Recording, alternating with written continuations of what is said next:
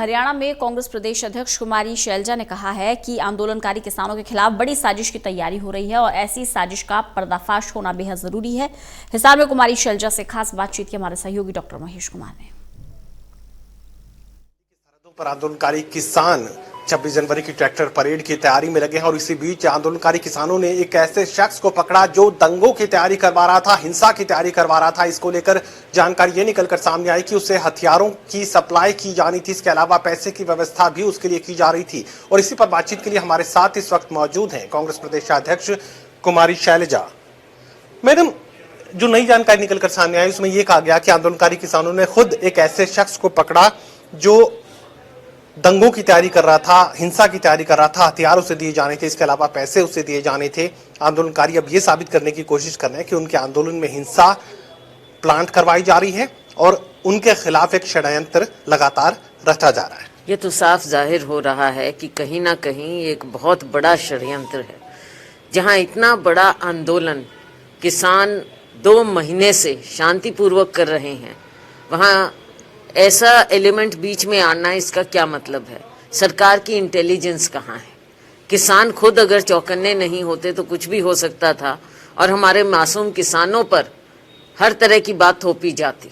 अब इतनी बड़ी बात हुई है कि किसानों ने खुद किया, तो सरकारी तंत्र कहाँ है? वैसे इल्जाम लगाते हैं मीडिया के माध्यम से और वैसे कि यहाँ पर कौन आ गया है, कोई टेररिस्ट कर देते हैं, कोई किसी को कह देते हैं। किसानों को तो आप कुछ का कुछ बोल देते हैं, लेकिन जब इस तरह के एलिमेंट बीच में आ रहे हैं तो सरकारी इंटेलिजेंस कहाँ है? ये बहुत बड़ी एक साजिश है, कंस्पिरेसी है हमारे किसानों के खिलाफ और इसका पर्दाफाश होना चाहिए। कृषि मंत्री नरेंद्र तोमर ने 2-11वें दौर की वार्ता में आंदोलनकारी किसानों से ये कह दिया है कि सरकार के पास जो कुछ था, जो बेहतर किसानों के सम्मान में किया जा सकता था, वो किया जा चुका है। अब इससे ज्यादा कुछ नहीं है। बातचीत अगर आंदोलनकारी किसानों को करनी हो तो जरूर आ जाएं, लेकिन सरकार के पास किसानों को देने के लिए इससे ज्यादा कुछ भी नहीं है। तो सरकार के पास देने के लिए ये 3 काले कानून ही रह गए थे क्या किसानों ने मांगा था? आज के दिन जब आप किसानों को बार बार वार्तालाप के लिए बुलाते हैं और वो आते हैं, क्या आप हल निकालना चाहते हैं? आप तो धमका रहे हैं, आप उनको अल्टीमेटम दे रहे हैं। अल्टीमेटम की बात नहीं है। किसानों को देखिए जो बैठे हैं 2 महीने से इतनी ठंड में, आप बैठकर दिखाएं उनके साथ एक रात भी, एक दिन भी, तब आपको पता चलेगा। इस तरह की भाषा का प्रयोग करना एक लोकतंत्र में साफ नजर आता है कि ये सरकार मनमानी करती है और एक ये जो हम कहते हैं कि डिक्टेटरशिप, तानाशाही, यहाँ पर सरकार तानाशाह सरकार है जो अपनी मनमानी करना चाहती है और किसानों पर थोपना चाहती है। इस तरह की भाषा का प्रयोग करना और वो भी केंद्रीय कृषि मंत्री द्वारा बहुत ही दुर्भाग्यपूर्ण है। उन्हें किसानों से माफी मांगनी चाहिए। हरियाणा विधानसभा में नेता प्रतिपक्ष भूपेंद्र सिंह हुड्डा कल 2 की ये बात कह चुके हैं कि हरियाणा विधानसभा का जब भी सत्र आएगा पहले ही दिन वो अविश्वास प्रस्ताव लेकर आएंगे। सवाल वही आता है, अविश्वास प्रस्ताव तो कांग्रेस पार्टी ले आएगी, लेकिन तैयारी कितनी है? देखिए, तैयारी पूरी है। अविश्वास प्रस्ताव का मतलब है कि हमको इस सरकार में विश्वास नहीं है और जिन को इस सरकार में विश्वास नहीं है उन्हें खुले बाहर आना चाहिए, ना कि दबी जबान में या अलग अलग बात करनी चाहिए या मीडिया के सामने। यही इम्तिहान की घड़ी होती है, क्योंकि सारा देश, सारा प्रदेश, हरियाणा वासी सभी उनकी ओर देख रहे होंगे।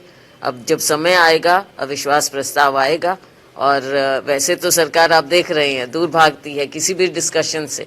पहले भी सत्र में कोई डिस्कशन होने नहीं दिया और आनन फानन में दिखावा कर दिया एक सत्र बुलाने का। हम उम्मीद करते हैं क्योंकि बजट सेशन होगा, इसमें कुछ गंभीरता होगी सरकार की ओर से। स्पेशल सेशन की मांग थी हमारी, उसको तो नज़रअंदाज किया गया।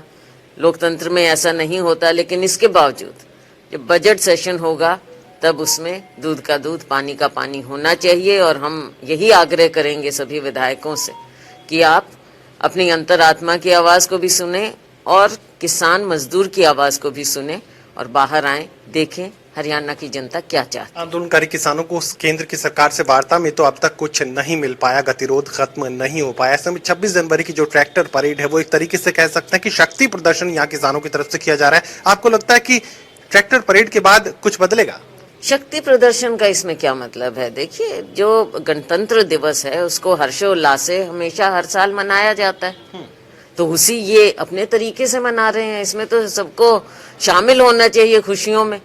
जहां एक परेड राजपथ पर हो रही है उसको भी सारा देश, सारी दुनिया मनाता है, और किसान अगर अपने ढंग से, किसान मजदूर अपनी ट्रैक्टर परेड वहां पर कर रहे हैं, तो लगता है कि एक रिंग रोड पर भी किसानों का ट्रैक्टर परेड हो जाना चाहिए। आउटर रिंग रोड पर वो कह रहे हैं। देखिए, शांतिपूर्वक एक लोकतंत्र में कुछ कर रहे हैं, कोई किसी को डिस्टरबेंस नहीं है। उस दिन वैसे भी यातायात चलता नहीं है, सिक्योरिटी अरेंजमेंट होती हैं, शांतिपूर्वक हो, उसमें क्या दिक्कत है? अभी तक पूरा शांति से किसान वो किए हुए हैं, लेकिन जिस तरह की एलिमेंट बीच में घुस रहे हैं और सरकार पूरी तरह से फेल हो रही है, इतनी बड़ी बड़ी जो साजिशें रची जा रही हैं उनकी ओर सरकार को ध्यान देना पड़ेगा कि गणतंत्र दिवस के पहले ऐसे एलिमेंट बीच में कैसे घुस रहे हैं। ये केंद्र की सरकार के इंटेलिजेंस पर यह सवाल खड़ा करने का काम कुमारी शैलजा की तरफ से किया गया, और साफ ये कह रहे हैं कि आंदोलनकारी किसान शांतिपूर्वक अपने आंदोलन को आगे बढ़ाने का काम कर रहे हैं, लेकिन जिस तरीके से एक षड्यंत्र लगातार आंदोलनकारी किसानों के खिलाफ किया जा रहा है उसे रोकने की जरूरत केंद्र की सरकार की तरफ से है। बाकी आंदोलनकारी किसान खुद बेहद संजीदा हैं। सहयोगी कमल के साथ doctor Mahesh Kumar, total news, Hisar.